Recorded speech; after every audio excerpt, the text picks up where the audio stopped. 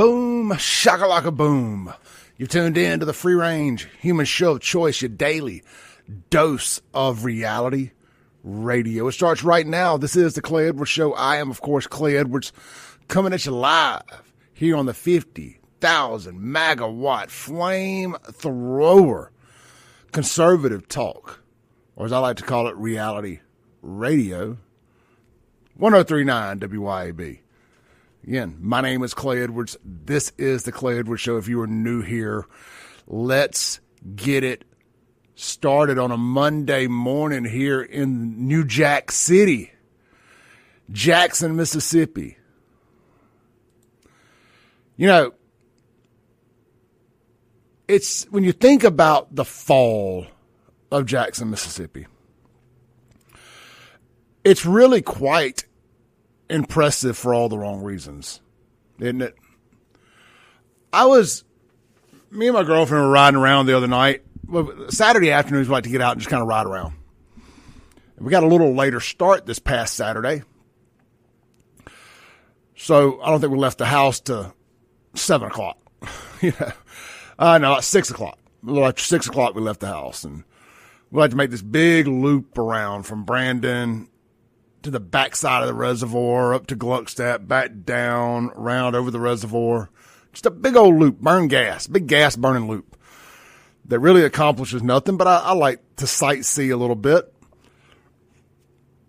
Anyway, so we end up on Lake Harbor, coming from 51 towards McBee's to go back across the reservoir there.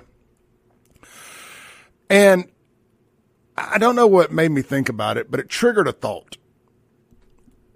Well, we were talking about a particular restaurant over there and how it had been taken over by the culture and how no pretty girls work there anymore. How it started off as what was supposed to be what they call a restaurant, but how being wedged between Canton and Jackson with pretty girls, it never stood a chance. And I'm not going to say the name. You guys can guess which one I'm talking about. And I was telling her, I said, I was working, it was probably 2013 at the late, maybe 2014 at the latest. I was working out at the Toyota store there in North Jackson. And I was driving home one night after a just busy day there. And I've been to the gas station probably 7 or 8 times selling cars. Just insane day of busy. But I was off the lot a lot because I was having to go fill up cars and deliver them and all this crazy stuff you do when you're a successful salesperson or you have a good day anyway. And it dawned on me. I just remember thinking earlier that day, the crowd around here is looking a lot rougher. Starting to see things that you shouldn't be seeing in North Jackson. Starting to remind me a lot of South Jackson. And some would argue that the fall happened way before that. Mind you, I get it. We're talking about Northeast Jackson here. You say it now, and it's like, yeah, no, duh, But I remember going down 55, right around Briarwood, looking at all the lights at the car dealerships and all that. I still love doing that. I love strips of retail and lights.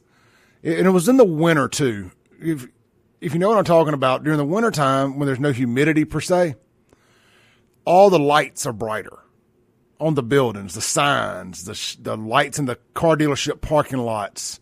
And as we've switched over to LED, they're even brighter, especially when it's not humidity and they're not going through a fog, layers of humidity. Anyway, it's getting close to the end of the year, Christmas, all that good stuff. And I just remember thinking to myself, within 10 years, this stretch of interstate, this part of town is going to be just like Highway 80 in Jackson. And holy crap, was I right? Was I right or was I right? Now, Highway 80, mind you, has gotten 10 years worse. Well, 13, 14 years worse now. It's 2026. I saw that in like 2013. So, again, Highway 80's gotten worse, but it kind of bottomed out. There's only like so far it can go, right? It's like, it is what it is. I mean, we've had a couple more failed launches of the Metro Center. They've now tore the parking lot to hell for this imaginary project they got going on over there. Whatever it's going to be, allegedly, of course. And then you've got my friends over at Watkins Auto Dealership. It was like the big anchor establishment over there that was holding that area down, keeping that building in good shape, keeping it from being overrun by vagrants and whatnot. It has since closed down. They moved up shop. So you don't have a whole lot left over there. You just don't. So it can only go so bad. Anyway, but to North Jackson. Some of y'all, oh, Clay, you're over-exaggerating. It ain't that bad. It ain't that bad, Clay. Oh, it's not. It's not that bad. Well, it's only because of a few people who refuse to let it get that bad. But, if you think about it, it truly is the left side of the tracks and the right side of the tracks. The east side of 55, up to about a certain point, is still thriving as far as homes go. You got Eastover over there. Then you got Leftover, of course. I don't know which one's which, honestly. I always thought Leftover was the one that was on the west side of 55, and Eastover was all those nice houses down by the Ed Center, between the Ed Center or between Meadowbrook and Fondren. So whichever one's which, technically. You still got that through there. That's nice. You got that big, nice high-rise condo there at the Meadowbrook exit. But, man, everything on the east side of 55 is no better. From Northside Drive, right there at the Murderer's Row of gas stations, by the old Bat Furniture and stuff. From there all the way back to Medgar Evers, whatever.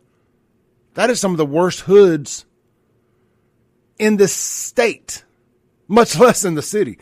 I mean, that over by Chastain, the old Woodland Hills, and back to North State, and then on down North Side, and so on and so forth. I mean, those hoods will compete with South Jackson any day as far as violence. But my point is, it's going to hell in a handbasket, and it didn't take long. And she was like, well, what caused the rapid descent? I was like, well, honestly, when I said 10 years, I really thought, man, maybe 15. It's just too much. But two things happened that we could not have foreseen. One was completely preventable, and one was a self-inflicted gunshot wound. One, the preventable self-inflicted gunshot wound was not one, but two terms of Chokwe Antor Lumumba running Jackson, pillaging Jackson for all it was worth. And then, right slap dab at the beginning or towards the end of his first term, the beginning of his second, COVID happens. He took office in July 2017. So you had pretty much let's just say half of 2017.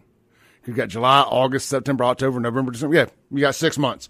So you had half of 2017, 2018, 2019, 3 months into 2020. So then he was mayor for another year and a half before re-election came. And y'all thought to yourselves, man, this guy, he deserves another 4 years. I mean, he's got this thing going down the tracks. Businesses is booming. The only business that was booming because of Chokwe and Lumumba was big truck rentals like U-Haul and Ryder based in Jackson. And the real estate agencies and agents of the suburbs selling people homes that decided to move from Jackson, or people who own rental houses renting them to people moving out of Jackson. Those are the businesses that were booming. Well, and of course, black funeral homes.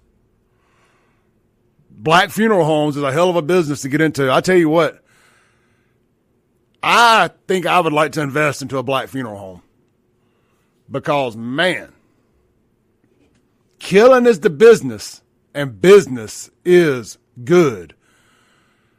Going back to about 2020 here in Jacktown.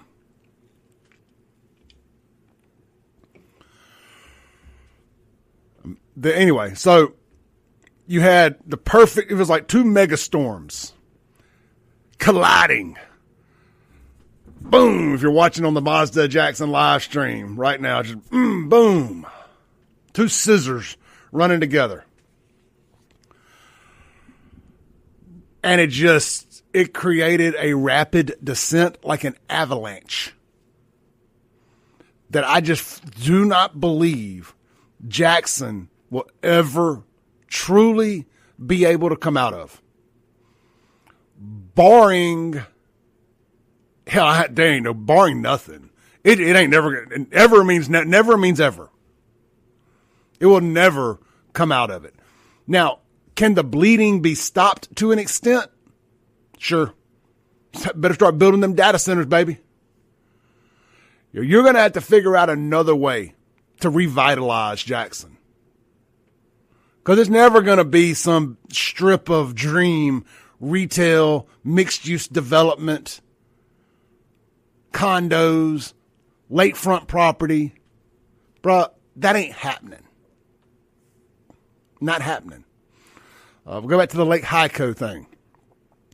Y'all better be hoping and praying and sending letters, doing dances, seances, worshiping whatever devil you worship over there, that they build those data centers in Jackson and can at least shore up the budget to keep the city afloat,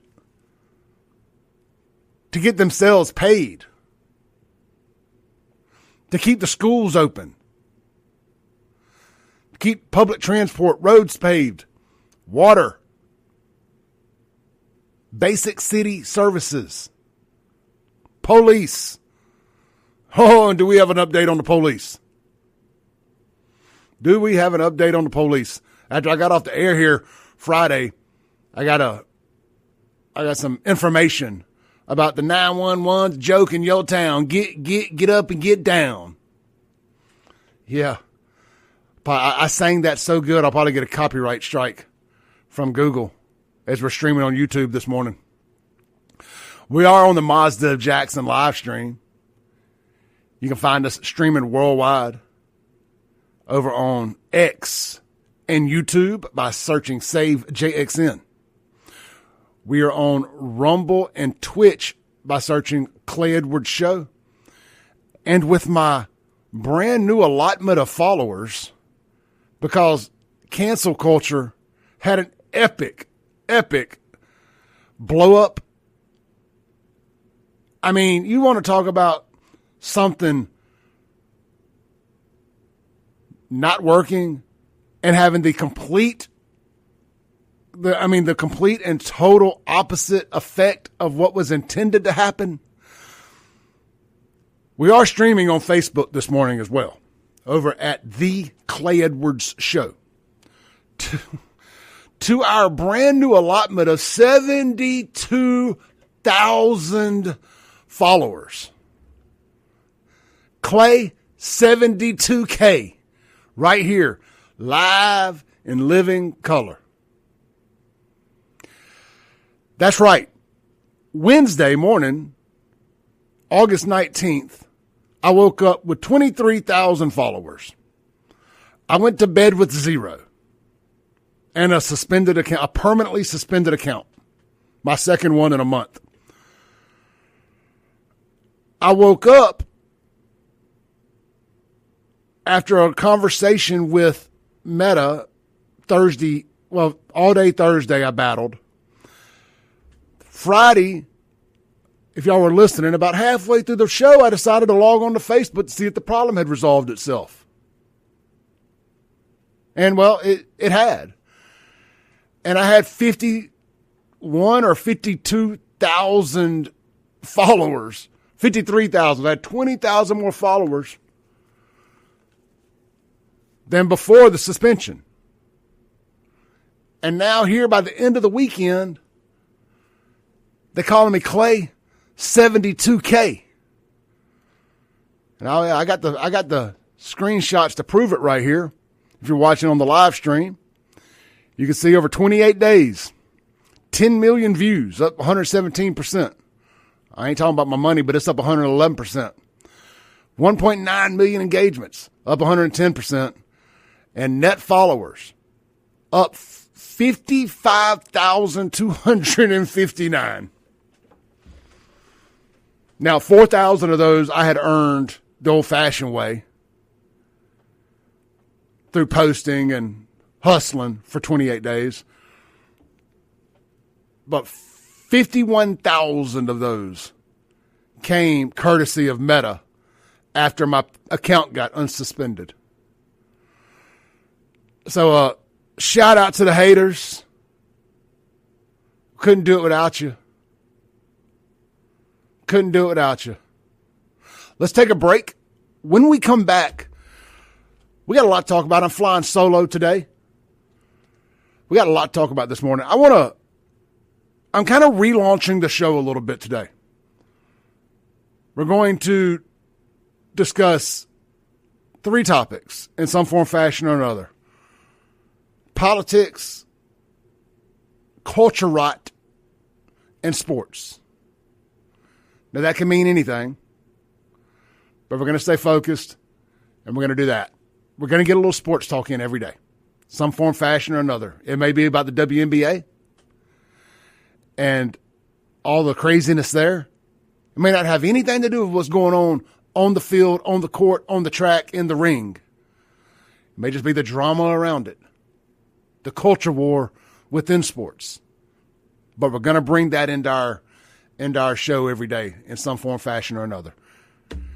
This is the Clay Edwards Show. We are powered by the free testosterone screenings over at Live Better Health and Wellness, Live Better Men's Health and Wellness, as it is a Men's Health Monday around here. Take advantage of those free testosterone screenings if you would. You can text my name, Clay, to 601-633. I'm sorry, 601-633-9017. 601-633-9017. Text CLAY. And Scott McCullough and his team are going to get you scheduled. And you're going to come in and you're going to do a free testosterone screening. We'll be right back. Don't go anywhere. 1039 WYAB. This is the Clay Edwards Show.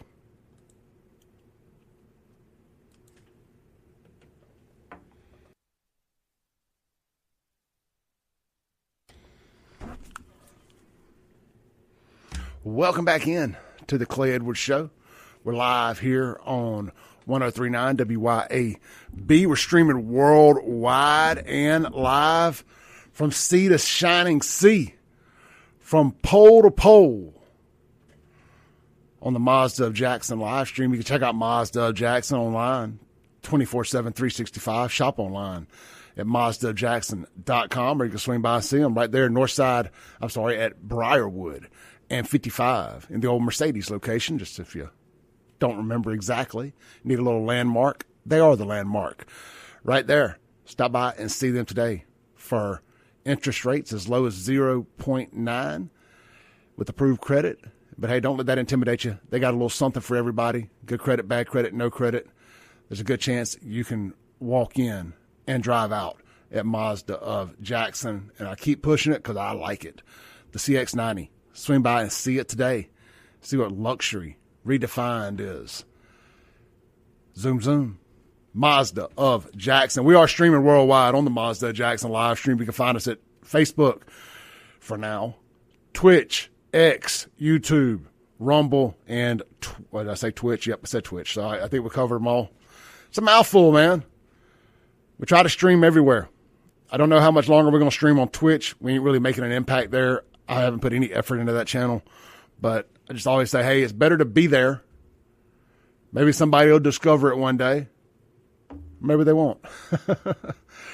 Hey, I have been over the weekend, and I'm not going to waste a whole lot of time in small talk this morning, but over the weekend, I did spend a good bit of time from Friday through yesterday working on some longer form clips from this show that aren't reels, 8-9 minute clips, entire segments or entire topics, and getting those loaded up on YouTube and Facebook and whatnot. And I have seen a nice little increase in the views from those.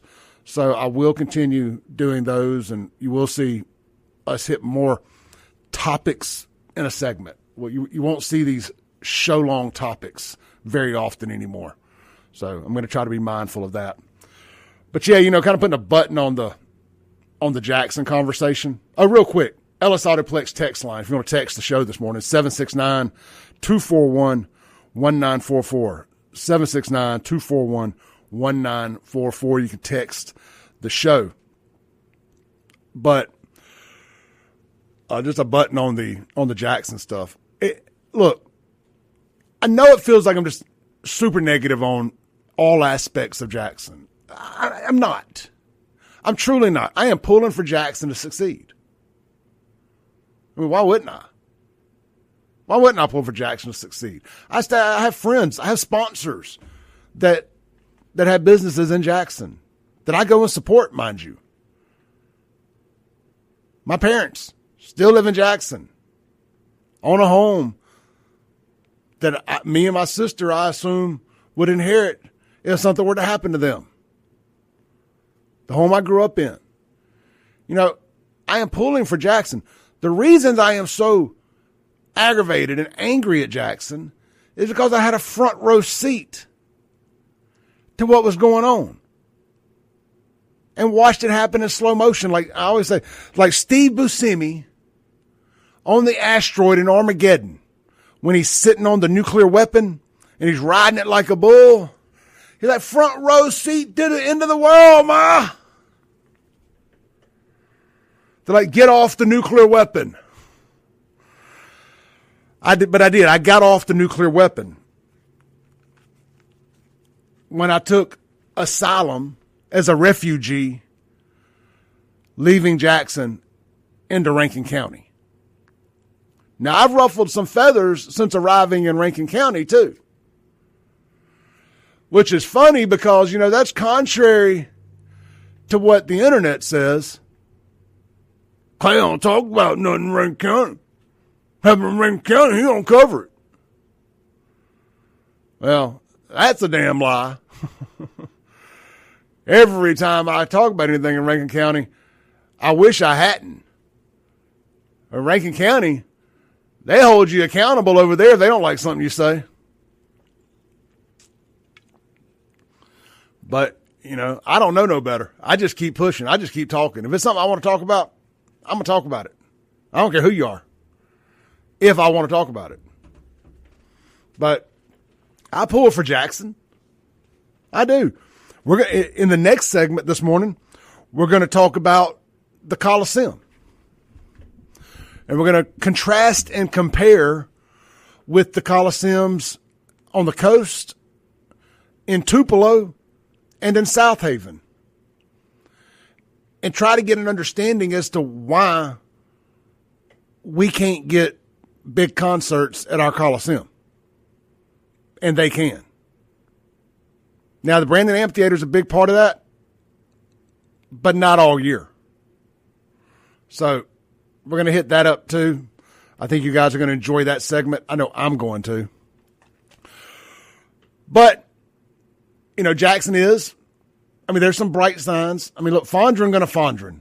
The hospital and the medical corridor through there is going to make damn sure that X amount of businesses stays there. They just are.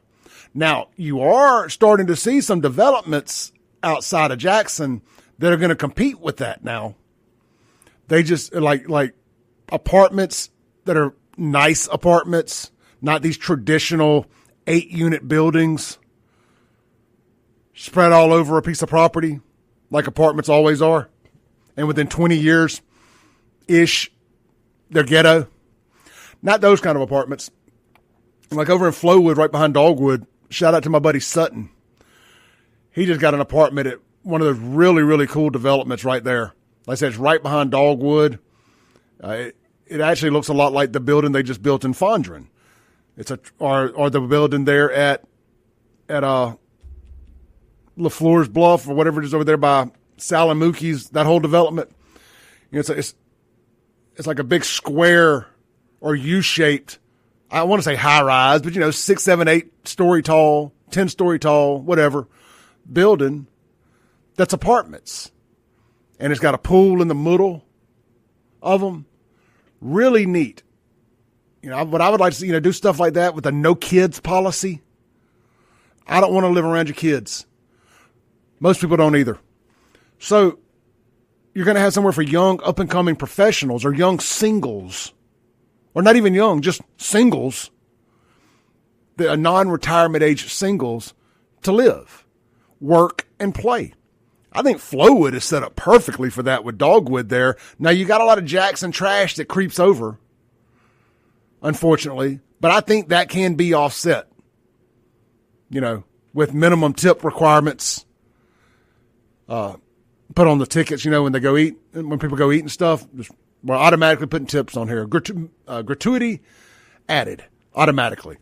A couple little odd and end tweaks here and there, and you can prevent a lot of that trash. But that's a whole nother conversation for another day. I think that Jackson was going to still survive through Fondren, Bellhaven. I think Cathead's doing really good work down there. Martin's, of course, Howlin' Mouse. You got all that right there. You still need some kind of anchor to come downtown and pull it all together. Now, the Two Lakes project, whatever, that's 10 years in the future. Now, you need to be looking forward to it, but what can you do before then? I still say casino is the only thing that really has a chance of saving downtown. Or bulldozing a lot of it and building a fence around it.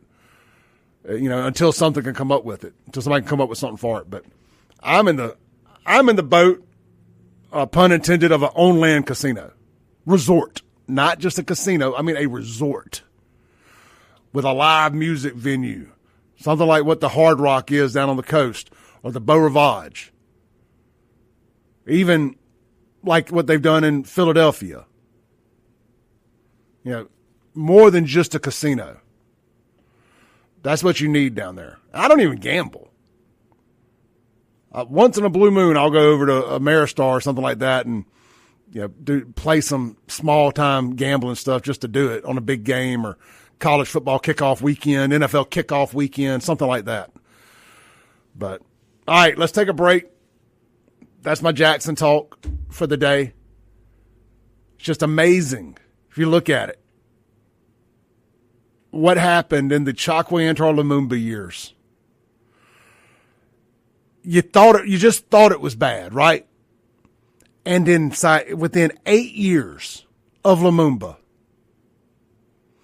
it went from quasi-respectable mid-sized city on the downturn, but it wasn't a laughing stock yet. Not all of it. By the end of it, it is the butt of all jokes. And y'all think about this for a second, and I'm running over here, but I didn't want to get this off my chest. Y'all think about this for a second. Memphis took a nosedive because of bad leadership as well. And, of course, a healthy dose of the culture. They canceled Memphis in May over a dispute with the park. Anyway, Memphis took a huge nosedive. And the NBA players don't even like going to play there. when they travel because there's not a nice enough hotel for them in downtown Memphis. I like the W, but that's just me. I guess they stay at the Peabody, which is way overrated. The air conditioners suck in that old building. If you stay there in the summer, you sweat when you sleep, and I don't sweat and sleep. But Memphis takes a nosedive. Jackson had half-ass leadership at best.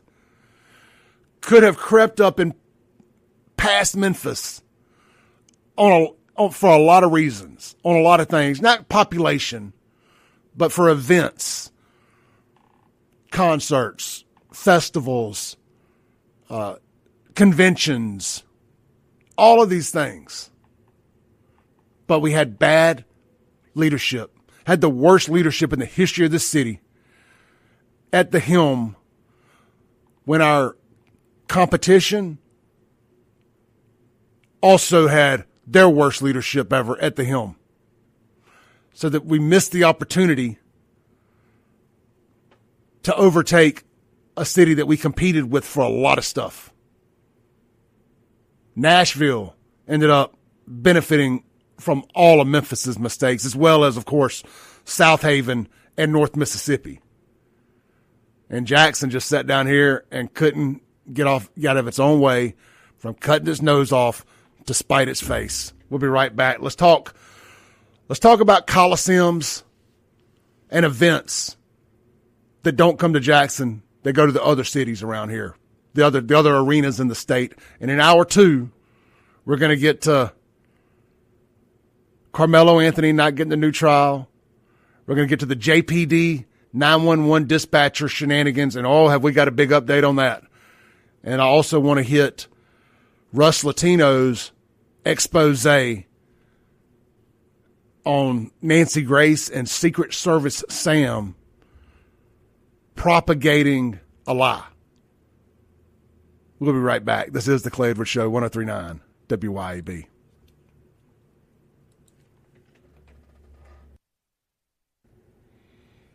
Welcome back in to the Clay Edwards Show. Shout out to our mod over there on YouTube, my buddy Justin at Stickered over on YouTube. Up in there, holding it down, solo as our only mod now. We appreciate Justin putting in the work. This segment going to be brought to you by our good friends over at, it's a Monday. It's a McBee's Monday. It's chicken spaghetti. Rotel chicken spaghetti is the blue plate special of the day. Right there, Lake Harbor Drive, Buzz and Arez since 1982. And let me pull my phone up here real quick, and let's see if the new Lakeside location is open and doing lunch yet. I'm not sure. I meant to ask Michael that. I know they had their grand opening this weekend. Man, I'm not seeing all the stuff on their page. It's just videos, so it's hard for me to tell what if they're doing lunch or not. But maybe Michael is listening, and he'll let us know. It looks like they served lunch on Friday, but I will let y'all know if they're serving lunch here before we get off the show today. So if not, either way, get by the Ridgewood location right over there. It is a blue plate special of the day. Is my favorite, Rotel chicken spaghetti. And, of course, you can get hamburger steak, hand-battered country fried steak, or grilled chicken, if that's your jam. And look, try the fried okra. You will not regret it. Me and the girlfriend and Sean went to the grand opening, or the soft grand opening of the Lakeside one for my birthday for my birthday dinner last Sunday. And I was kind of surprised. She's heard me talk so much about the fried okra. When we sat down, she told the server, she's like, I got to try the fried okra. He ain't shut up about it. And she loved it. I think I ate half of hers, but she loved it. So if you like fried okra, you're going to love McBee's fried okra. It's something little, but I'm always like, if you do the little things right, I know the big things taken care of. It's like Van Halen and the legendary no green M&Ms or no brown M&Ms, whichever one it was, deal that they put in their rider for promoters. And the first thing the tour manager would go do is go to the bowl in the dressing room and see if they took the green or brown M&Ms out. And he finally came out about this in a book or an interview or something years later, and it got brought up. He's like, yeah. What I did that because I knew if all the green M&Ms were gone, that I didn't have to go check anything else on the rider.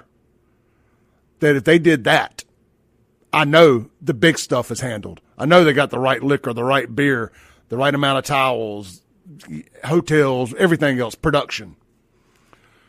It's the little things. I talk about it all the time. If you got homemade ranch, I know the rest of the food's good. If you can cook a good hamburger, I know the rest of the food's good.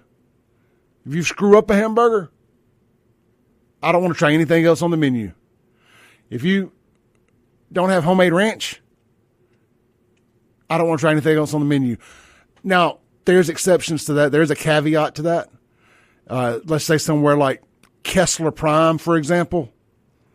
They don't have ranch dressing. They have peppercorn or whatever it's called. They have like a fancier dressing.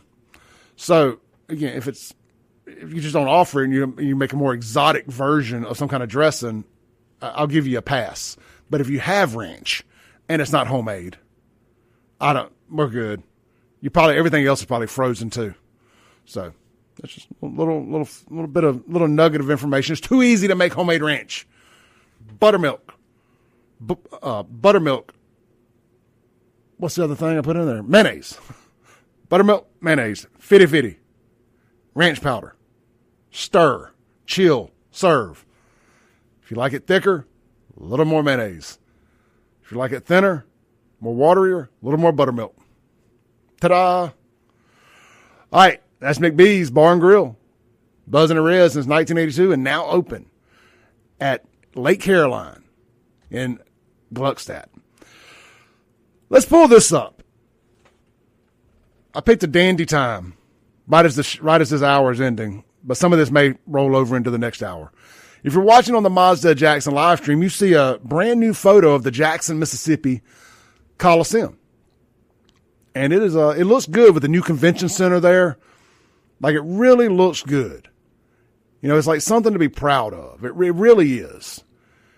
I went to one of the wildlife events they had there a couple weeks ago. Me and my buddy Justin went by and checked it out. And the first time I'd really been in the new convention center during the daytime. Well, there's an article over on WLBT.com. Oh, let me do this. Let's pull this over. There's an article over on WLBT.com today or over the weekend about the Coast Coliseum and all the big events they've got coming there during the fall. The headline reads, Fall Lineup Brings Concerts, Family Entertainment to Mississippi Coast Coliseum. You know, like, this is not a shot at WLBT here. Don't get me wrong, I take my shots regularly and often, but this is not one. But why do we need this up here in Jackson? Why aren't we seeing this? You know, hopefully this motivates folks, but some of the upcoming concerts here, they interviewed, says, Mississippi Coast Coliseum in Biloxi is gearing up for a busy fall with lineup of concerts and family entertainment, according to Executive Director Sam Voisin, Voisin, says the fall concert lineup continues with King George, an R&B Southern soul singer and songwriter who is scheduled to return on September 19th. After that, the schedule gets even busier. I know I'm planning on being down there some. And the Coliseum has 6 shows planned for October, including performances from some major artists. Country singer-songwriter John Party on October 3rd. Says it's going to be a huge, huge party. It's a Saturday night. Then one of the shows I'm looking forward to, you got Five Finger Death Punch with Cody Jinks opening the show. That's crazy. That's October 5th. You got metal and country. Then on their farewell tour, October 12th, you got Journey. Who doesn't want to see Journey one last time? Then you got the Doobie Brothers coming up October 16th. You got a bunch of family entertainment too, such as Jurassic Quest, Disney on Ice, and other great events. It says ticket sales and future events. Man, they just got a lot going on down there. The website that I follow is called Pollstar.com, Pollstar.com. It's the music industry calendar, basically. Any reputable promoter or booking agent or venue feeds their information to Polestar. So you can log on and type in a city or a region, and it'll tell you all the upcoming concerts in any reputable building. Martin's uses it. Howlin' Miles uses it. That place in Fondren uses it. Of course, the arenas and the bigger venues all use it. You can keep up with what's going on. All right, let's take a break, and we'll be back here in a minute. Online folks, we're going to carry this conversation on as well as with the radio folks when we come back at the top of the hour, because I want to get into the Jackson part of this. I kind of timed this poorly here at the end of the hour. I apologize, but we'll be right back. Don't go nowhere. This is the Clay Edwards Show, 103.9 WYAB.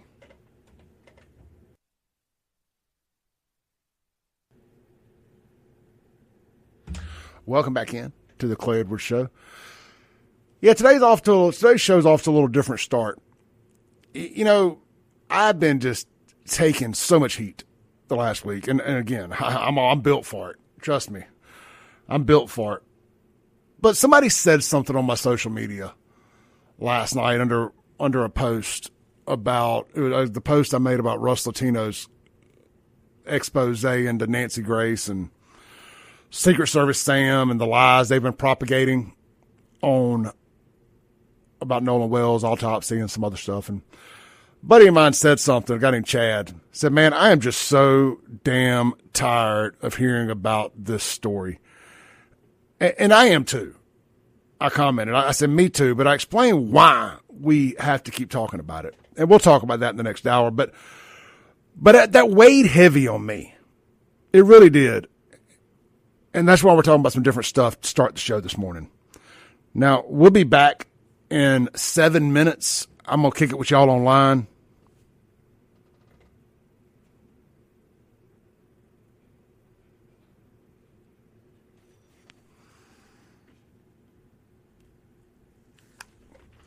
All right, I was kind of got cut off there. I ran out of time. It's a Monday around here for sure. But what I was saying was, you know, I kind of made a conscious decision on the way in this morning to just talk about the things that I enjoy talking about a little bit more. You know, like not having to force this story down everybody's throats, but it is a big story. It is important. And why I keep talking about it, let me get that Coliseum off the screen here.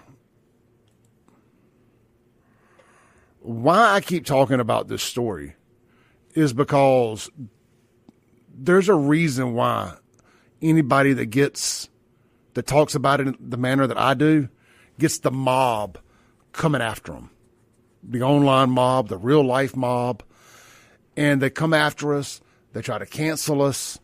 It's just a full-throated attack for having a different opinion on this thing. They've come after my family. They come after me. They come after other people. But we got to stop it, because what Kim Wade talks about this a lot, and I'm not going to quote him verbatim here, but what you have here is every time you have this reparations race lottery. I don't know any other way to say it, like Black Death lottery. And anytime somebody black dies at the hands of somebody white, at the hands of the police, especially a white cop, or unexplainable death that's not, quote unquote, natural. Now, Nolan Wells' death is very explainable. The dude got drunk and drowned, most likely. That's going to be the end result. That's going to be what we find out. Drank too much and drowned. He was not murdered by his friends or anybody else. That's going to be the result, in my humble opinion. And when that happens, all this comes to a stop. But you have these cases like this where the black culture and your Ben Crumps of the world are using them as a opportunity to get rich. They become like a scratch-off lottery ticket anytime somebody dies, anytime somebody black dies, or let's be honest here, it's usually when somebody black gets themselves killed. Nolan Wells is the odd example of somebody who's really has nothing to do with what's going on right now. He's a guy that went out there partying with his friends, drank too much, and didn't make it back, chasing some of that poontang. It could have happened to any of us. God only knows how I didn't die doing the same, or multiple times over. Medical examiner insisting that there's cover-ups from the top of the state to the bottom. This is bullshit. We ain't doing it no more. I got to be quiet. We're coming back from the break.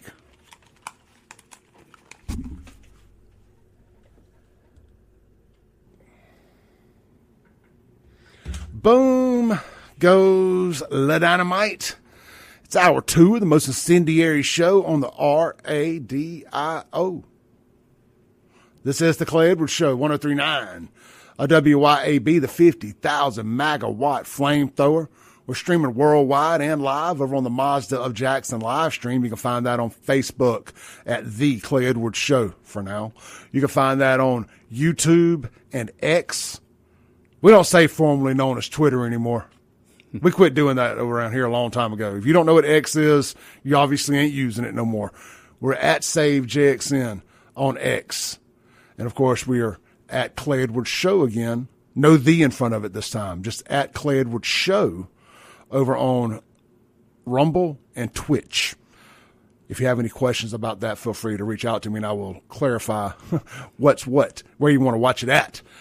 We're brought to you by our good friends over at Live Better Health and Live Better Men's Health and Wellness.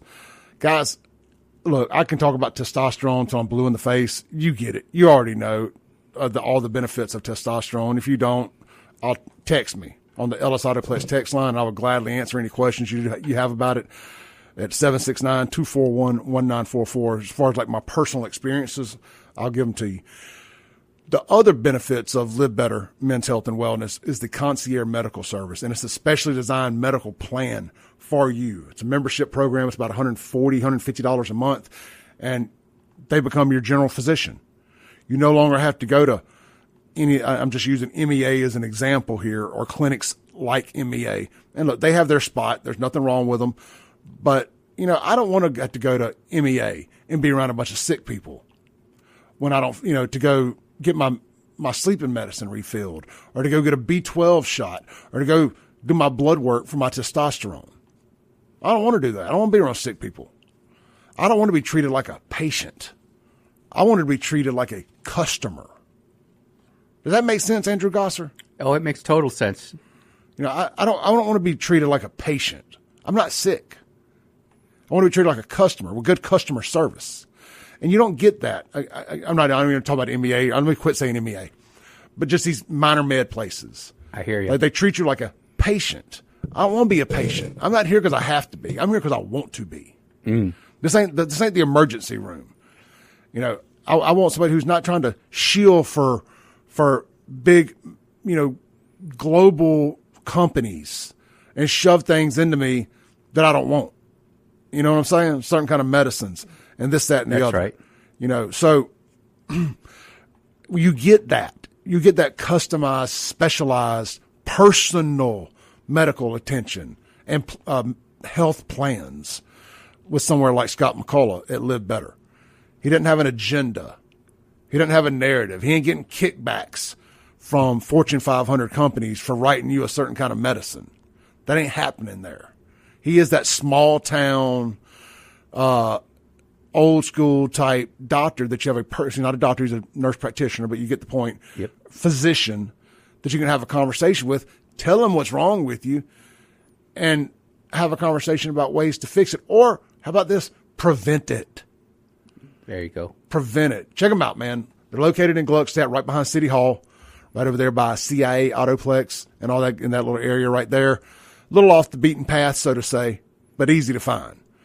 Right there, you know where it is. You can Google it, my friends. Google it.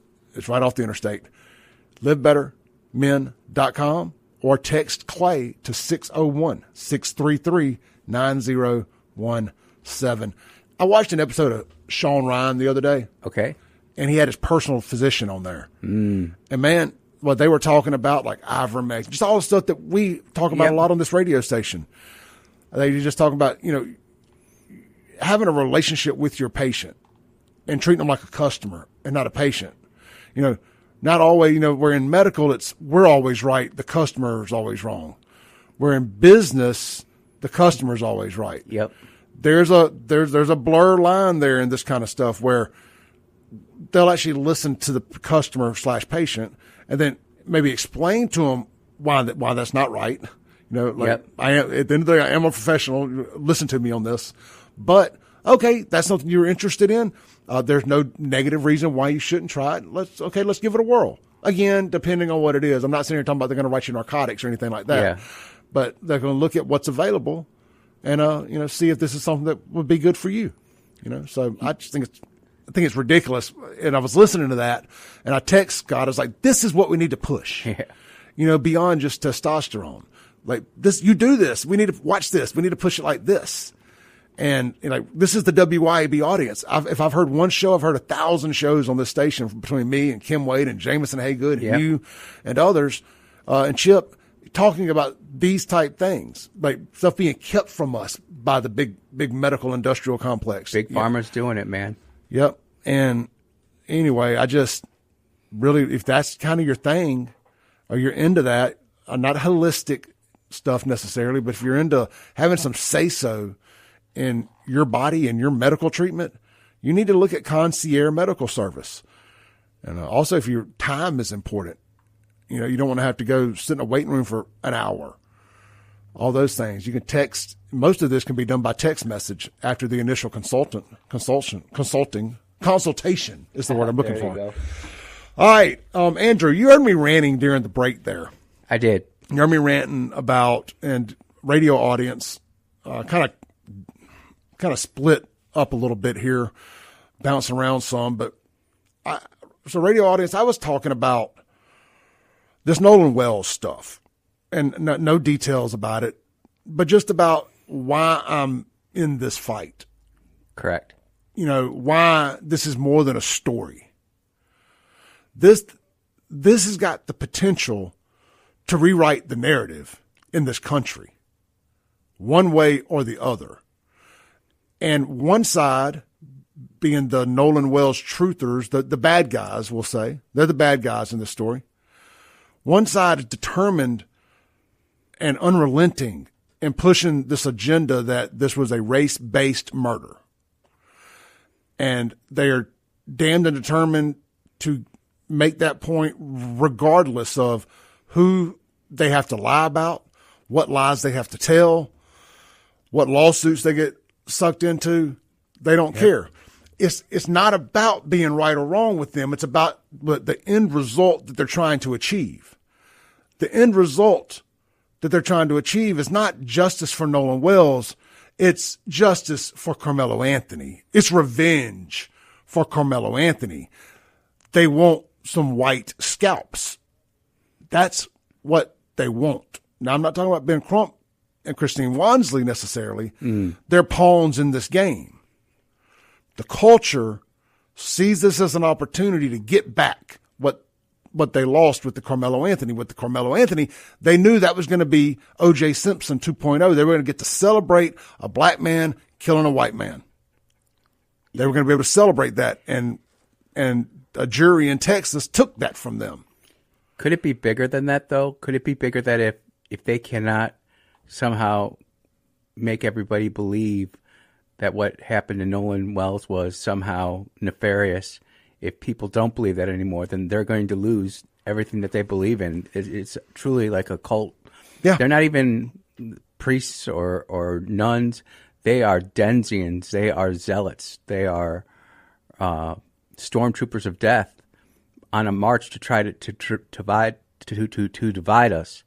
And what I see, because I look at it from, I'm not nearly as detailed and nuanced as you are in this, Clay. I would never claim to be that. But from where I'm looking at this from, more and more people are starting to realize that the people who got involved with Nolan Wells' case, the people who got involved on X, on Facebook, things that they're trying to do to people who have a contrarian point of view, it's not working anymore. And people are starting to see, even if you think there's something that needs to be done between with respect to race relations, what's being pushed through the Nolan Wells case, through the Carmelo Anthony case, is not having the effect that they wanted or desired.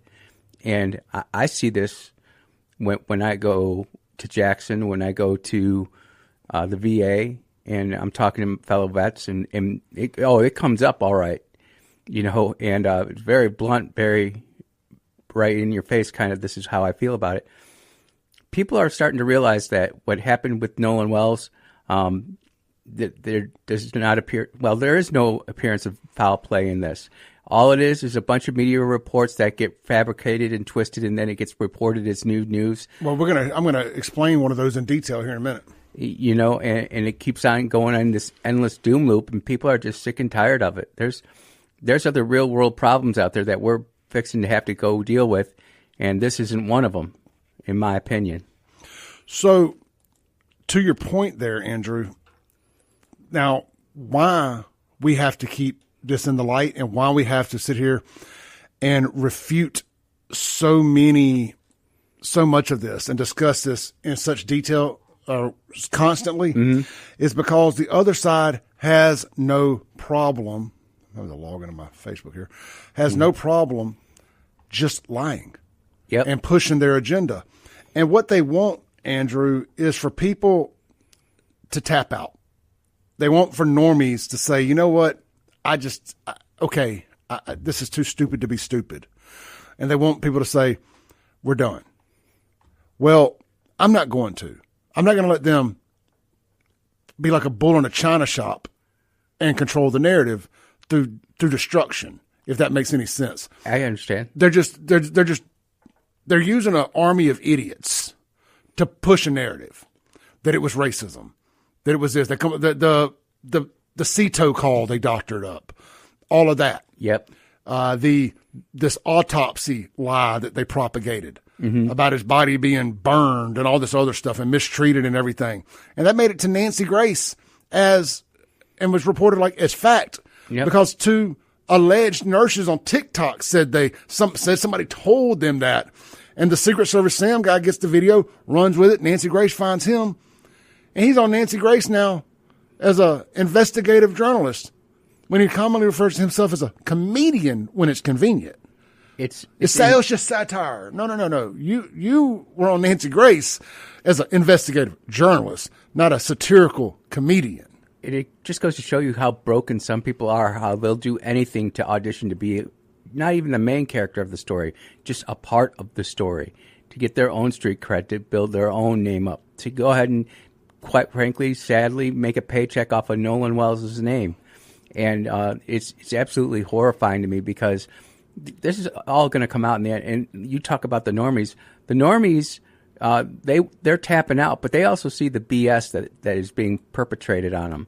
And a lot of us do. And when I see some of my friends who have completely different political viewpoints than me, very different, you like, how can you guys even hang out?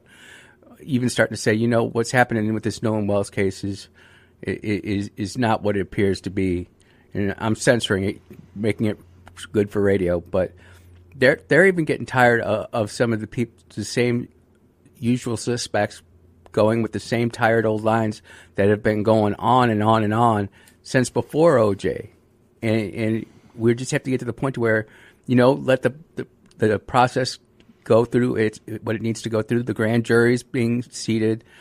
Is it this week that the grand jury is going to hear the testimony? They do it monthly, so whenever. Not sure the exact date. For some reason, I thought it was this week. It may be. But when that comes out, we'll all get to see it, and then we'll make a judgment on it. But until then, the Nancy Graces of the world, the people who could sit there and get paid for drama, and humanity loves drama, Clay. We all love to see a slow motion train wreck. They're going to continue to make money off it until they can't, and then they'll go to the next thing. Yeah. So what I was saying is, like for example, Andrew, the comments you made about the no evidence or whatever. Like that's right. There's no evidence that any foul play happened. If they can make up all the evidence they have is lies. It's all been debunked. All this so-called evidence that something wrong happened are all lies. Then you have the mother, Christine Wansley, who has pushed one lie or false narrative after another. Multiple. Whether it was the phone and the inability to get the phone back. Now text messages have come out, screenshots, where Warren was clearly in contact with her. Yep. As much as one could be. And she was in contact back. But then suddenly, Ben Crump gets on the scene, and we got to lie, basically, you know. And so there's a lie. Then she talks about she's the victim. I played a video on my Facebook page, and it's 5 minutes long. I don't really want to play it, but you can go find it on my Facebook.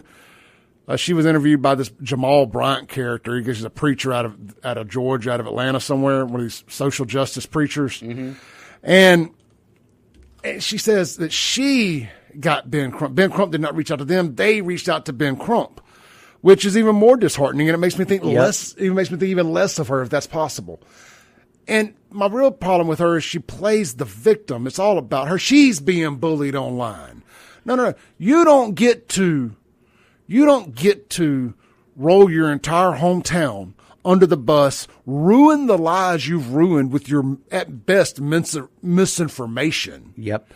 When you easily could have come out and put a towel on, put a cold bucket of water on this by saying, no, the boys have been in contact. They've done everything on their end. We're going to let the investigation play it out. But right now there's no signs of foul play. You know, come out saying that Dave's body was found, that this isn't going to be a fair investigation. We need Ben Crump and all these things that she's done to throw gas on it, this worldwide tour of sympathetic mother trying to be Mamie Till 2.0. It's really destroying local, not only the local community of Ocean Springs, but the state of Mississippi, because they're feeding off this drama. It ain't just a state; it's nationwide now, baby. This is George Floyd 2.0. I pray not. Oh, it is. We're there. I mean, it hadn't crept into the streets, but it's going to. You have the Black Israelites are mounting a big thing, putting threats online all weekend, and I want to know where the media is on that. You know, well, let me finish one thought here before I go to that. So you've got her telling these lies. I just want to run down the contrast compares real quick. She's playing the victim, but you know. She has not had not one person has been arrested for threats to Christine Wansley. Nope. How many have been arrested for threats to folks on the other side, mainly Ashley Cole, Judge Cole, and Warren Hudson and Dr. Hudson? 5 people around this country, all from outside of Mississippi, I believe, maybe except one, have been arrested for threats, viable threats, and there's more they're working on, compared to 0 for Christine Wansley. Oh, well, they tried to take my nursing license. They filed a complaint with the Board of Nursing. Well, you know what? As they should have. You got on there at the Urban League in Nashville and called and pretty much made some really, really racist comments talking about, as a black mother, we have to have conversations with our kids about not being around white people. Again, all I say is flip the words around there and let that have been a white mother saying, as a white mother, we couldn't have our kids around black people. Her nursing license would have been gone before she stepped off the stage. Gone. The governor, Tate Reeves himself, would have in virtue signaled all as quick as he could to get her nursing license snatched. See, black people, I really do like y'all. I'm just saying. And nobody would have argued it, by the way. Nope. I would have. But nobody would have argued it. The normies wouldn't have. No, they wouldn't have. And that's okay. We've accepted that. We've accepted as white people, we're just not allowed to say the things, no matter how true they may be, that blacks can say. So, as far as her nursing license goes, it should have been taken. But it was an anonymous tip. And they opened the case and closed it immediately as protocol. They have, well, if you get a complaint, you got to open a case. That's protocol. They clearly said there's nothing here. Somebody's just attacking her. But I still think there was something there, in my opinion. But neither here nor there. Her nursing license is intact. Then it was they're giving my employer bad reviews. Well, that's a pot meat kettle. Her side does that constantly. Ask me how I know. It's funny, you know what I mean? And then also, I don't even think those were real. I think those were done by people on their side. Oh, so I totally believe that they false flag it, dude. They false flagged that to all of it. I think the nursing, I guarantee the nursing license thing was a false flag. May have been done by somebody in their immediate camp. Yep. Because they need to paint her as a sympathetic figure because she ain't coming across as one. Nope. She just isn't. She does her little live stream. Hey, Boo Bears. Ugh. Hey, Boo Bears. Ugh, nails on a chalkboard. Look, we got Andrew Gosser, host of the Andrew Gosser Show, here in the studio with me. Let's take a break. We'll be right back on the Clay Edwards Show. Internet, stay with us. I'm going to do something exclusive for y'all. We'll be right back. 1039 WYB. Hey, don't forget, shirts on sale, $10. No promo code needed. BuyFAFO.com. The very shirt I got on right now, the G.I. Joe style logo, black, military green. All of them available. Everything, $10. The FAFO flags, all of it. BuyFAFO.com. When I leave here today, I'm heading home to tag and bag and get dropped off at the post office all the orders that we got in over the weekend. All right, I almost forgot I said I was gonna talk. I want to read y'all this is going to be the end of the Nolan Wells conversation for now, but I just want to read y'all this post from Russ Latino. Obviously, you know Russ here locally, but he's also the attorney for one of the boys involved in all this, unwillingly, Bart Edmonston Jr. And it's called The Anatomy of Total Bullshit. And it reads, I want to offer a concrete example of the game of telephone being used to turn absolute garbage into evidence, presented and repeated in arguments by big media personalities like Nancy Grace. Nolan Wells' body was transported from Mississippi to D.C. for a second autopsy by Dr. Robert Mitchell on July 10th. On July 14th, two women presenting themselves as nurses posted a viral TikTok in which they claimed they were called by a person with knowledge of Nolan Wells' body and transport. The woman claimed that they had been told Wells' body was mistreated, tortured, and burned. They also said they were told that the body was transported face down to D.C. for independent autopsy, full stop. Women posting on TikTok as nurses should have been the red flag to say this was bullshit, and this shouldn't have gone any further, but I digress. The TikTok account was labeled as the backup of a woman named Angela Rouget, who identified as a New Orleans native. The other woman in the video appeared to be someone Rouget identifies on Facebook as her daughter, Asia. Russ says he cannot find any evidence with Louisiana Board of Nursing that either are, in fact, nurses. Samson Crouppen, a Los Angeles resident that markets himself as Secret Service Sam, subsequently republished the video from Rouget with his own commentary. When it's to his advantage, Secret Service Sam says he's just a comedian. But when it's to his advantage, like on national television, he accepts labels as investigative journalist. Funny how that works. The result of the independent autopsy was revealed on July 22nd. The autopsy revealed no signs of mistreatment, torture, or burning to Wells' body, as the woman had claimed, casting into question the accuracy of all the information originally relayed, including how the body was transported. Y'all can find the rest of that over on my Facebook page or Russ Latino's Facebook page. We're getting ready to come back from the break now.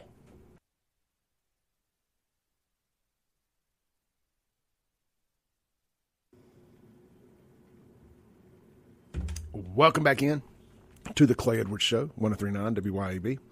Real quick, online audience, I thought I was coming back from this commercial sooner than I was, had a whole another minute there. I looked at something wrong on the schedule. But you can go find the rest of that Russ Latino piece over at Russell Latino on Facebook or on my Facebook page, The Clay Edwards Show. Scroll down a little bit, you'll see where I shared it. I made a video about it too, reading it verbatim and giving my opinions on it. But in long story short, the whole lie that was propagated by Secret Service Sam and Nancy Grace was that 2 TikTok nurses had a source that told them that Nolan Wells' body was mistreated, burned, beaten, all these things, and was shipped face down. I still have yet to determine why being shipped face down was relevant in any of this. I don't understand what that has to do with anything.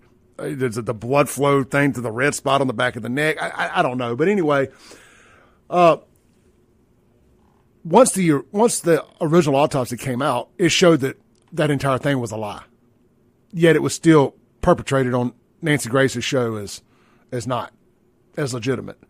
So I would expect Secret Service Sam and Nancy Grace to have a subpoena here. Already have it. Let's just be honest. I can't wait for that to happen.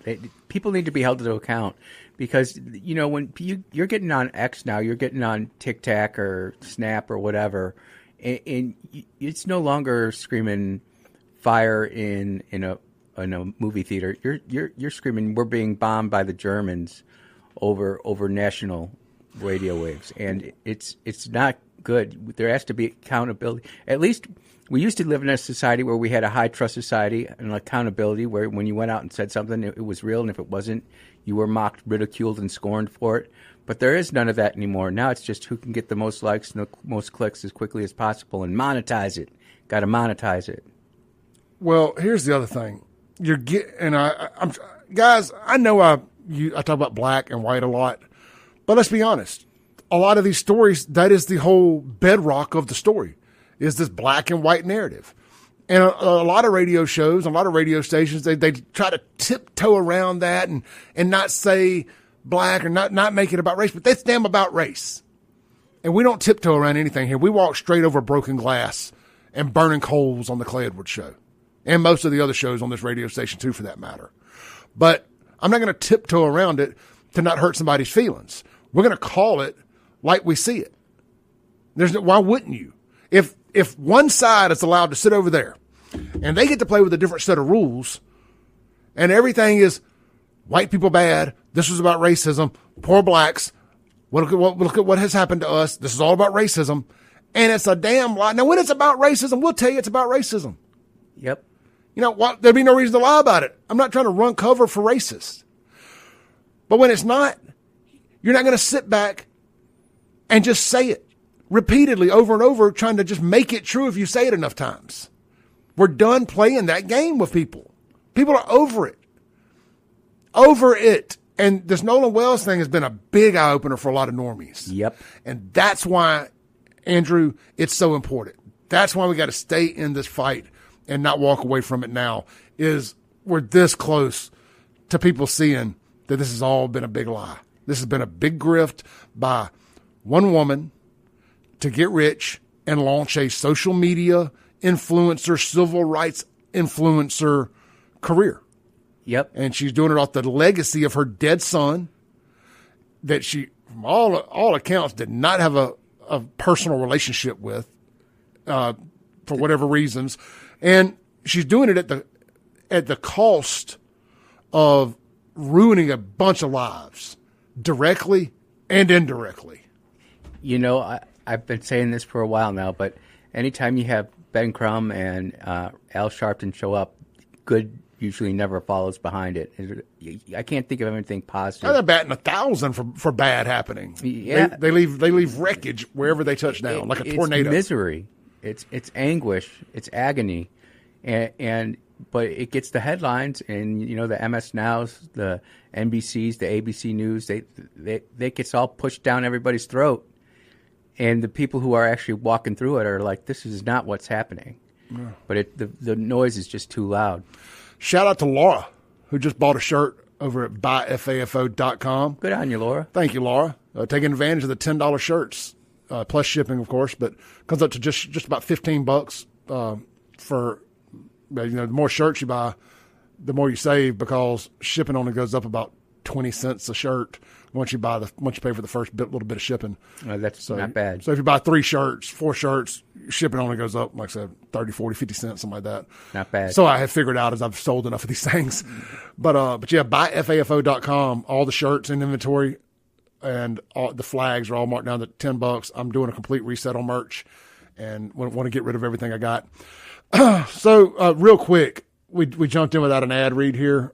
Andrew, you said you had wanted to say something about Martin's. Yeah, Martin's downtown. I had the best time on Friday after the show. Went and had lunch with some friends and went to Martin's to go watch the Arsenal play. And bartender, Miss Marie, she was sweet as could be. Really good service. I had the peach cobbler. The TVs are huge, dude. They are. And I had just the best time there.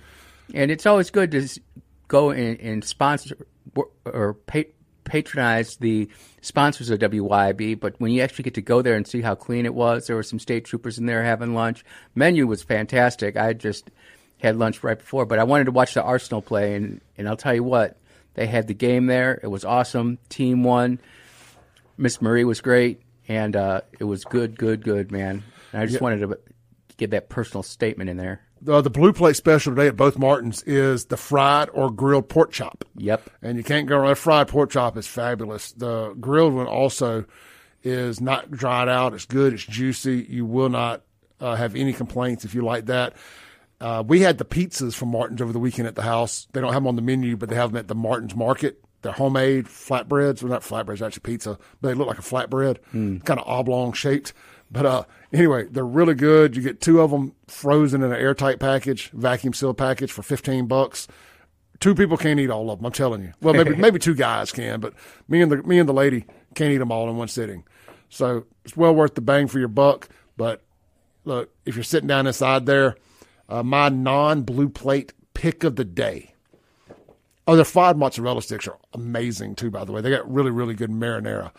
But my pick of the day is going to be the, drum roll please, I'm going for the low-hanging fruit here because that's what I do, the country fried steak. If you don't do the fried pork chop or grilled pork chop, do the country fried steak, and you will not regret it. They got white or brown gravy. Also, if that's not your jam, you want something a little bit lighter, the BLT and P is friggin' amazing. It's a classic favorite with Martin's twist. Homemade jalapeno pimento cheese, applewood smoked bacon, lettuce, and tomato, and your choice of a side for only $12.95.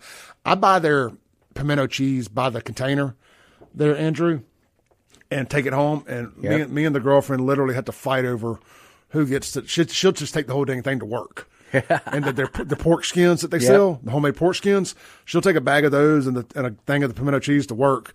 And I'm left with nuts. I've had to start buying 2.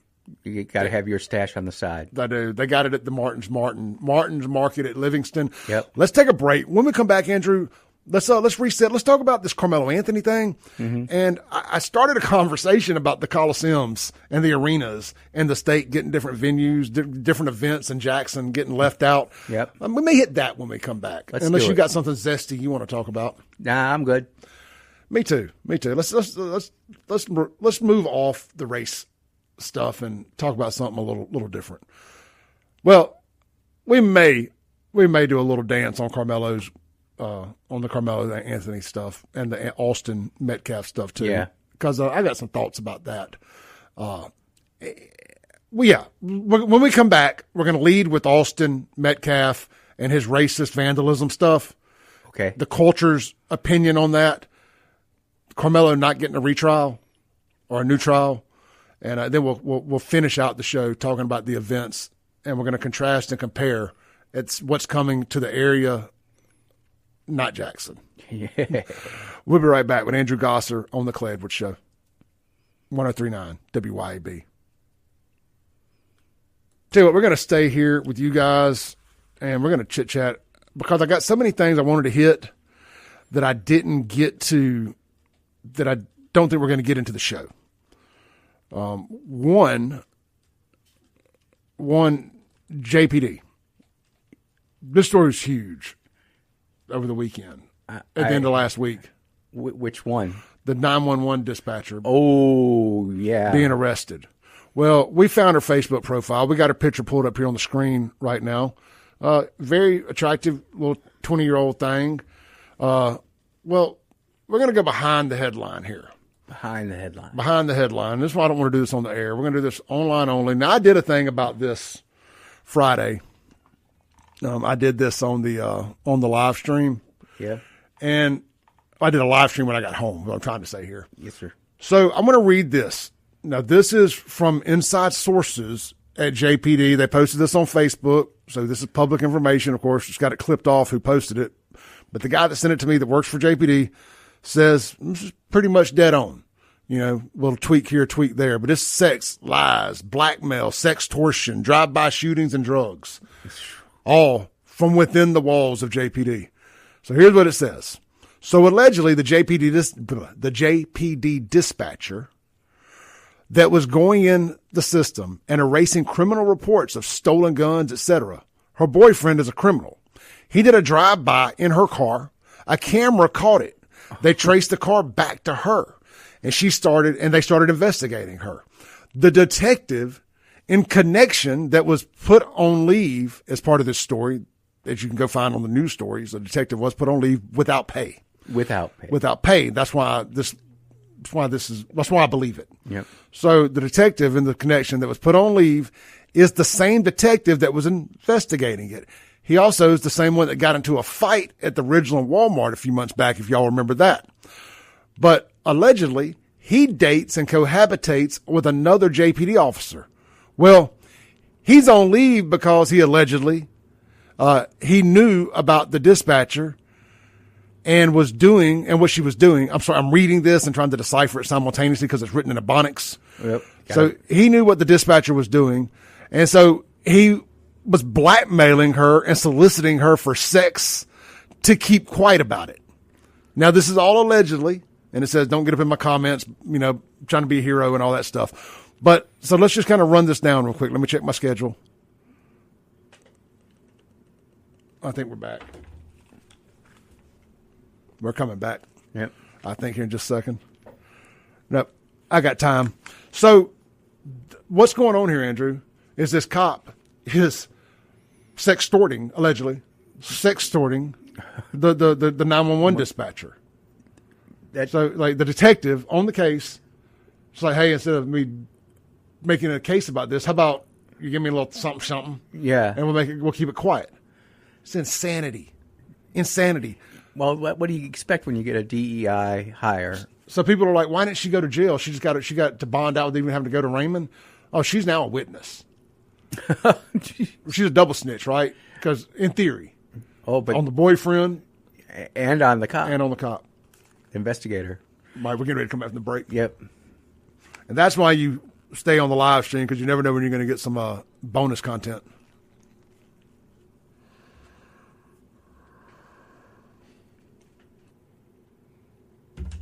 Welcome back in to the Clay Edwards Show.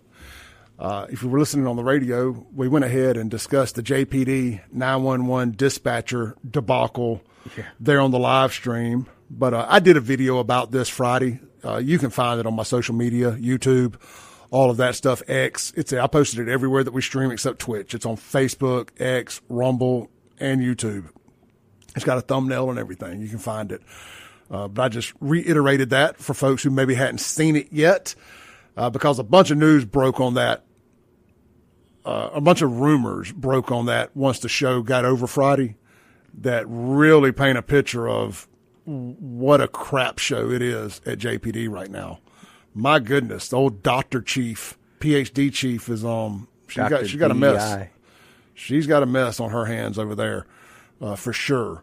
So we shall see how all that shakes out. But man, sex, lies, drive-bys, drugs, sextortion, blackmail, all brought to you by JPD. You can't make this up, man. Dude, you just need to go in there and have a complete flush of the system and get rid of – everybody needs to get rid of it, because there's a lack of trust from the outside, a lack of trust from the inside. There's no unit camaraderie. It's everybody looking out for themselves. Well, they ain't going to like me when I say this, but this is what happens when the culture runs amok. This is why they didn't want Wendell Watts running that place. Yeah. All right. Real quick, this segment going to be brought to you by our good friends over at, man, it's a Monday. What about our good friends right there at Shelter Insurance. Jamie Creel, right downstairs here. Guys, reach out to Jamie. Let him or one of his agents shop your rate for you today. See what they can do to save you some money or get you some better insurance. Or we talked about umbrella policies last time he was on the show with me here, and how an umbrella policy can save you from being the victim of one of these. What did we talk about a second ago? One of these people passing away and the family trying to use their death as a lottery ticket. Yep. Well, who do you think pays for that lottery ticket? You do. If you have an umbrella policy for stuff like your boat, your home, your car, your kids, your property, you could have a large level of liability insurance to cover you if you were to get sued, if somebody tried to use you as their lottery ticket. So you're not having to file bankruptcy. And it's way, way more affordable than you think it is. Reach out to Jamie. Now, you'll have to have insurance with him to get an umbrella policy, a liability policy. But, man, for pennies on the dollar, you could have all the protection in the world. I know it's something on your boat, your side-by-sides, and just all that stuff, just a little shield of protection from the culture trying to use you as a lottery ticket, like Christine Wansley is trying to use all them boys down there on the coast who were friends with her son as her lottery ticket. Yep. Google them. Jamie Creel, Shelter Insurance Agency. And, of course, they can take care of you for all your insurance, whether it's home, car, business, boats, hunting camp, classic cars, health. They got it all. Shelter Insurance, Jamie Creel. All right, Andrew. Yeah. Hard pivot here. Let's talk about the Jackson, Mississippi Coliseum, the Coast Coliseum, and we may even dabble up into other parts of the state here. Mm-hmm.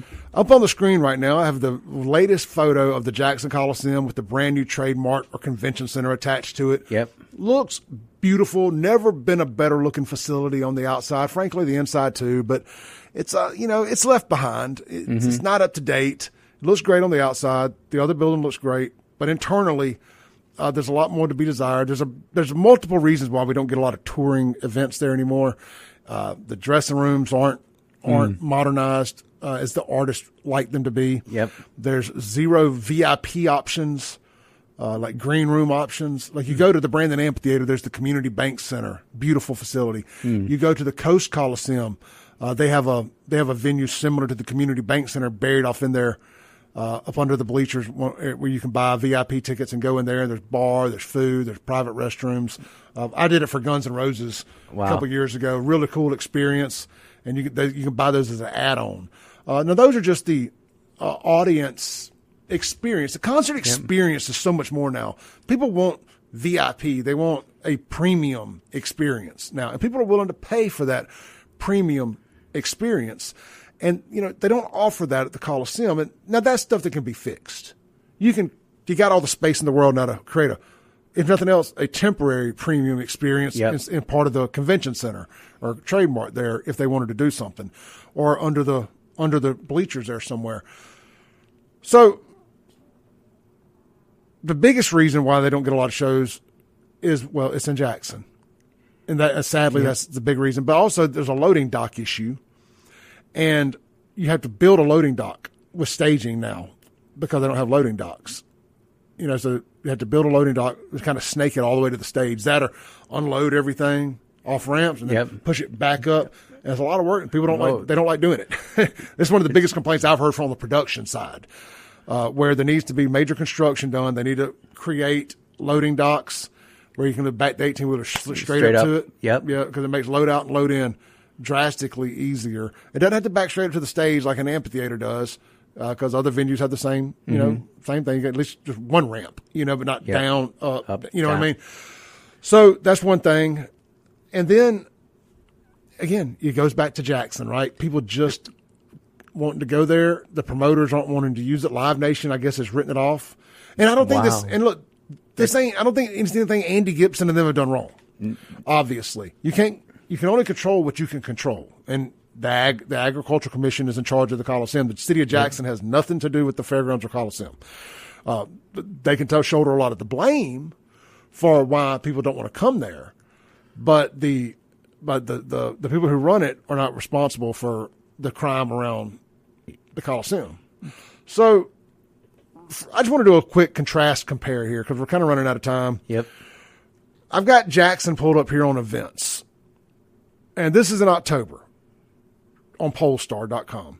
You got a ton of little great events coming to smaller places like Martin's, Dueling Hall, Hal and Mal's, and, of course, the Brandon Amphitheater. Mm-hmm. Great big stuff. You got Flow Rider. Flow Rider's coming to the Coliseum. That's part of the fair, though. Mm-hmm. So you do have the fair entertainment. And let's see here. Go back a page or two. Yeah, again, that's all stuff there. Now let's flip over to Biloxi. Now, so my point being, there's no concerts coming to the Coliseum. Nothing booked that I'm seeing anyway. Well, coming up on the coast, let me just do the Coliseum. I'm going to find one Coliseum event so I can click it specifically. All right, you got King George, big R&B deal. You got John Party, big country singer. You got Five Finger Death Punch with Cody Jinks. You got Journey. You got the Doobie Brothers. You got 3 Days Grace. You've got Brantley Gilbert. That is just from now. That's from September 19th to November 6th. You got 1, 2, 3, 4, 5, 6, 7 major concerts. Now, in fairness, we're getting some of that is also coming to the Brandon Amphitheater. I think the Doobie Brothers maybe is coming to the Brandon Amphitheater. So, but that's the only one that's mirroring the amphitheater. But the amphitheater's got its own host of events. Yep. What's got to happen for Jackson to get back on the concert map? I mean, because the amphitheater isn't doing shows in the winter. There's still a good 5 months out of the year, 4 months out of the year that thing's not being used. Yep. That Jackson, the amphitheater, the Coliseum could be used. Is it just the dressing rooms and that issue? I don't think so. I don't know, man. I don't know what you do. I think it's the crime culture that's in Jackson, unfortunately. I do. Promoters don't want to bring events there. Nope. And because I think they've offered it to them for, a price that's foolish not to accept. We'll be right back. I don't know why I keep running over there. I thought it was my hard break was at 55. Anyway, we're still live. Yeah. But, and this is my point is, two things. Black promoters need to start using the Coliseum for events. Yep. More events. That's one thing. They need to start using it more. And I think Live Nation or somebody needs to come in. Live Nation controls the big touring industry now. They just do. Them and AEG. We need some bigger stuff at the Coliseum. But, But is the Coliseum going to sell out when when we're living in Brandon, we're living in Terry, we're living outside of Jackson? Are we going to want to go into Jackson on a Friday night for a show that kicks off at 8:30, 9 o'clock, and it's not done till 11:30, 12? Well, they do for the rodeo. Yeah. The rodeo has its biggest, had its last, every year has been record breaking the last few since they fixed the security down there. So they will go for the right events. Problem is, you can't book an artist that can't sell it out and then bitch about people not coming. You can't give a theater level artist in the Coliseum that only draws 3,000 people and be mad they only drew 3,000 people. Like, you got to give people a reason to come. You got to put a bigger band in there, bigger artists that can draw. But also the demographics. Look, I'm not saying it has to be white artists or white centric artists either. I think there should be a combination. I think any venue should have a diverse lineup. I got into a knockdown drag out with the guy from Live Nation about my comments about the Lil Wayne concert and just why they don't book rap shows, blah, blah, blah. Well, that was really the first real rap show they booked in the 7 years of that thing's existence. I've been on them about booking rap shows, but there's plenty of rap shows that can be booked in these venues, but maybe not tours, but shows, anyway. You need a diverse, healthy lineup of stuff to give everybody, a reason to want to come. And again, I don't think this falls on the arena. I think this falls on promoters and then the perception of Jackson. Is that something that it's almost something that like the mayor has to get involved in and wanting to bring people in and personally go out and politic? Well, that's what I was going to say. Maybe a big tour isn't maybe like the big Live Nation style tours, but you know what you can do? You can get some money from convention and visitors people, and you can do a concert there. You can do festivals there, like Jubilee Jam. We need to get the fairgrounds back, getting people comfortable coming there, feeling safe coming there, get a diverse lineup, and figure it out. Like, it's sad. Like, I hate this. I don't give a damn about the state fair. I'd rather see that money, and I know I'm in the minority here, but I'd rather see that money used to do like a big music festival down there over a couple of weeks. But there's so much more to the fair than just live.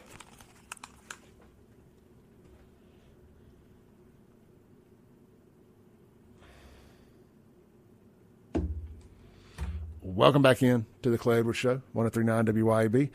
Yeah, I've got to watch my clock. I've just ran over today. Either that or get those pre-recorded intros snatched out of there. Yeah. One or the other, because I've just had too much I wanted to say this morning, and I'm not getting it out fast enough.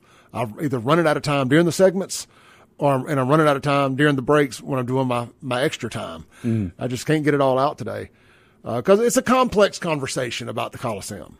What I was telling Andrew during the break there was, I think the city of Jackson actually needs to get involved, even though it's owned by the state, or Andrew was saying it too, and use some convention and visitor bureau money and work with the state at the fairgrounds, bring some outdoor festivals. You do them inside at the Coliseum, outdoor, indoor, whatever, and give people a reason to want to come. Do the Cathead Jam at the fairgrounds, because there's a lot of people who ain't gonna go to Cathead because of where it's at. It just ain't. I'm sorry, but you do it on the fairgrounds where people feel a little safer. They'll do it. They'll come. All right, man. Andrew, thank you. I will see y'all back here tomorrow